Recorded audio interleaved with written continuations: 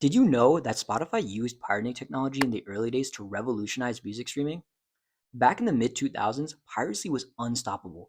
Platforms like Napster, LimeWire, and uTorrent gave people free music instantly. The problem was that music streaming companies were just too slow to compete. Spotify founders knew they needed something different, not just a legal alternative, but a faster one. So they couldn't rely on the same old internet protocols. They had to invent their own technology. And that's when they crossed paths with Ludwig Strigius, the creator of uTorrent, one of the world's biggest piracy tools. Instead of fighting him, they acquired his company uTorrent just to get him on the team. And together, they built Spotify's secret weapon, a custom peer-to-peer protocol. Now, to understand what peer-to-peer networks are, you can think of a regular application like Instagram. You have a client, which is your phone, and then you have a central server from Instagram. You request data to your server, and the server responds by giving you data. This is what we call the client-server model.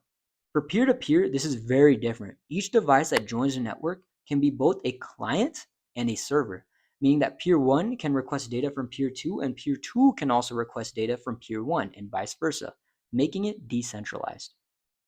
So what Spotify did was they added and tweaked on top of this network architecture, which resulted in three-source system. When the client played a track from Spotify, the first place where it would look would be in the local cache, which had previously played tracks. Now, if the track wasn't in the local cache, the client or peer would query the peer-to-peer network to find other peers who had that track.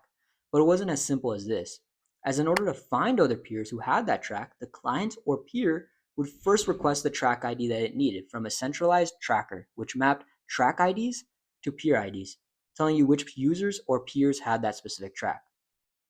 And to make things even faster, your client could fetch chunks of the same track from multiple peers in parallel.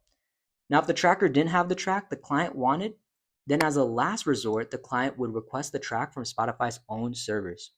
The impact of all of this was that by using the system, 91.2% of all music data was delivered without hitting Spotify's central servers, saving them enormous bandwidth costs and gave listeners songs in just 285 milliseconds, making Spotify at the time the fastest music delivery service on the planet.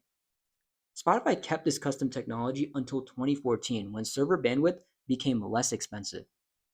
But by then, the technology had already made its mark on the world as Spotify had killed music piracy and changed the music industry forever.